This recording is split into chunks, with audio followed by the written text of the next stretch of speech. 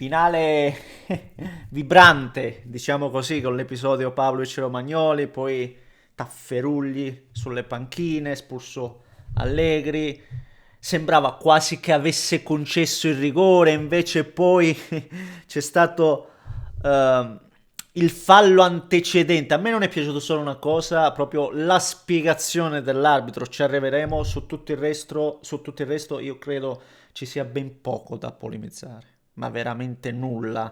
In realtà mi concentrerei sul Milan che torna almeno momentaneamente in testa al campionato, ma soprattutto Milan che ha battuto già la seconda, la terza, la quarta, la quinta e stasera anche l'ottava squadra del nostro campionato, appunto. Un'onestissima Lazio, una buona, assolutamente una buona Lazio per quanto mi riguarda, con un primo tempo giocato per quanto mi riguarda relativamente perfetto, se vorrei dire, perché la Lazio ha concesso poco o nulla e ha avuto un paio di situazioni dove ancora una volta Maignan si riconferma uomo in più della retroguardia rossonera, e secondo me il solo avere anche un Maignan versione Prime, il Maignan che abbiamo visto, no, l'anno dello scudetto rossonera appunto, secondo me dà sicurezza anche, no, a chi gli sta leggermente davanti. Non è,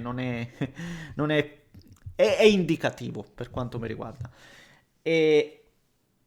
Ragazzi, questi sono i fatti. E stasera ancora una volta uno dice il Milan segna al primo tiro in porta, sì, però questo è accaduto con la Roma, con l'Inter, stasera, e non può essere. Quanto può esserci una certa casualità, deve esserci anche assolutamente una logica, perché poi quando il Milan ti passa avanti, l'avversario sembra quasi, almeno quando parliamo avversario, ribadisco, di metà alta classifica, sembra poi non esserci praticamente speranza, onestamente. Ragazzi, ne parliamo di questo Milan-Lazio assolutamente, certamente lo facciamo. Prima, come al solito, vi invito a lasciare un like se volete in qualche modo soddisfare voglie e controvoglie dell'amico algoritmo. Iscrivetevi se invece volete darmi una mano a crescere, perché no? Trovate anche in descrizione gli altri profili, Instagram, TikTok, Telegram, c'è un po' di tutto. Din don campanella, vi ringrazio, grazie davvero.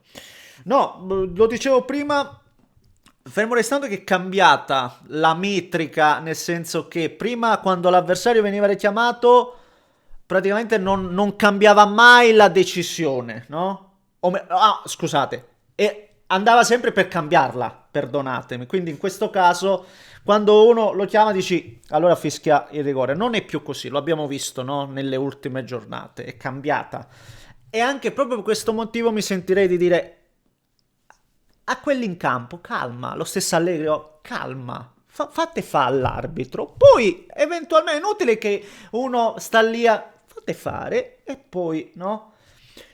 E per me non è rigore, per me non è rigore, per me non, o magari può anche esserlo secondo alcuni protocolli, regolamenti, ma non si può fischiare un rigore del genere per me. Quindi per me già non c'è nessun caso, non c'è nessuna polemica, non c'è nessuna discussione. L'ho detto mille volte, lo diciamo 2000. Il rigore è una roba seria, il rigore è troppo invalidante. È ormai un copione che conoscete bene, no? Se mi seguite da un pezzo. Quindi non cambio, ma minimamente. Per me non può essere una roba del genere.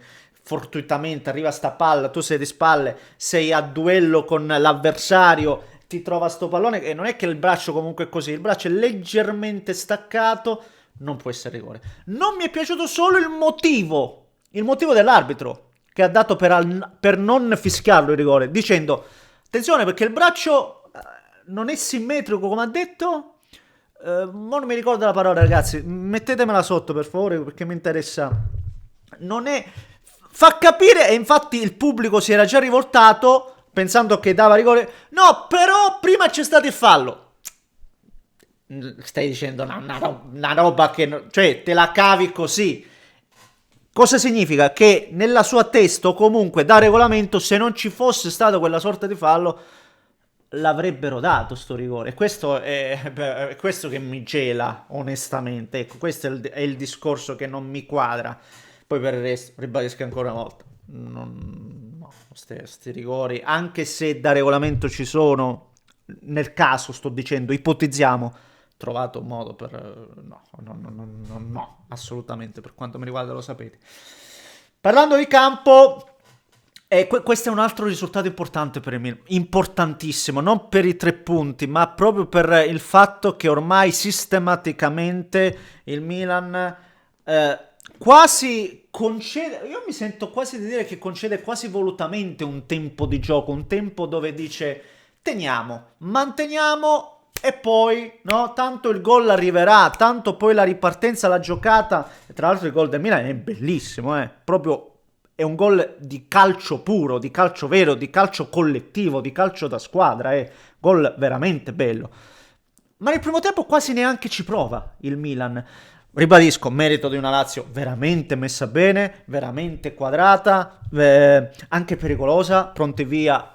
Altra parata, ragazzi, la parata di Maignan su Vila, anche quella è tanta roba, ma anche quella su Zaccagni è tanta roba, perché quella su Zaccagni lui si deve abbassare e lo fa in un nanosecondo. Non la prendono tutti anche quella. È vero che è defilato, è un portiere bravo, la deve prendere, vero? Ma non tutti la prendono e ne so qualcosa. Quindi anche quella grande parata e poi il Milan, attenzione, inizio ripresa ancora, se non sbaglio sempre Zaccagni sbuca via a Saelemaekers, anche quella potenzialmente una buonissima occasione. Primo tiro in porta, prima giocata corale di squadra dove arrivi veramente 1-2, giocate Fofana, Tomori, bellissima la palla in mezzo, quindi sovrapposizione di Tomori appunto da braccetto, Leao, gol. Azione fatta veramente bene e lì praticamente il Milan, come ho visto con la Roma, dopo essere passato in vantaggio, come ho visto con l'Inter, perché anche con l'Inter, vi dico, dopo che è passato in vantaggio il Milan, non subisce niente, subisce poco, niente. C'è stato quel rigore episodico dove va a battere o no, per il resto poco niente, un tiro da fuori di Bonni. Con la Roma, dopo che aveva subito tanto, quando fa gol, ha altre tante occasioni per fare gol. Stessa roba stasera. Dopo il gol, il Milan, ecco, se è una cosa che può rimangiare, può mordersi un po' la mano, è il fatto che magari devi chiuderla, perché poi vedi, magari no, becchi un altro arbitro, un'altra situazione, va a finire che ti fischia un rigore del genere o comunque che il gol possa arrivare. Attenzione, a me è piaciuto tantissimo Castellanos quando è entrato, ha fatto vedere un paio di giocate, veramente giocatore che gioca a pallone Castellanos, nulla a che vedere con Dia, che ha altre caratteristiche, non che sia scarso, ma totalmente altre caratteristiche. Castellanos gioca e si era anche divincolato bene su Pavlovic in una circostanza, poi non la prende benissimo, molto molto bene, però ripeto il Milan lì poi in quella posizione di vantaggio tosto ha avuto situazioni dove Fofana praticamente arriva in porta e fa una roba che ancora non l'ho capita. Leao di testa un'altra occasione, Pavlovic tira, aiutatemi voi perché ce n'è ancora qualcun altro sicuramente, quindi è arrivato molto molto bene. Mina poi ripeto ha legittimato quello che era il vantaggio e ribadisco contro una signora squadra, perché la Lazio, lasciate stare la classifica, la Lazio in questo momento è una squadra tosta, in questo momento è una squadra ben messa in campo che gioca bene, e ha fatto la Lazio ha fatto un'ottima partita. Però ribadisco, non so quanto possa esserci di casuale se adesso vediamo davvero che c'è una certa logica dietro questi risultati. E il Milan, è vero, qualcuno dice il 6 non serve, con i 6 non andiamo da nessuna parte, se avesse battuto anche le piccole, ok, però non può essere un caso che tu batti la seconda, la terza, la quarta, la quinta, la stessa ottava, ripeto, sono squadre di estremo livello e ha fatto pareggio con la Juventus che poteva anche vincere, quindi è un Milan che sicuramente, ribadisco ancora una volta, con un Leao che comunque segna, perché parlando anche di Leao stesso, giocatori che io dico, il primo a dire da attaccante non lo so, eppure 5 gol oggi non sono tanti 5 gol, ma se consideriamo che il capocannoniere ha 5 gol non sono neanche pochi, no, per questo campionato. E, Manca forse l'altro attaccante, perché stasera mancava Pulisic, che abbiamo visto che Nkunku è ancora all'ennesima partita dove non struscia palla. Jimenez può anche essere quello che sbaglia gol, ma Jimenez le occasioni le ha. Jimenez comunque qualche palla la lavora. Nkunku proprio. Eppure il Milan, ribadisco, il Milan porta a casa la pagnotta, ecco, se vogliamo dirla tutta. Va bene, signori, sono andato anche lungo, ma ci sarebbe ancora altro da dire, ma va bene così. Fatemi sapere cosa ne pensate voi. Come al solito, se volete iscrivetevi al canale. Un grande abbraccio. Rischio.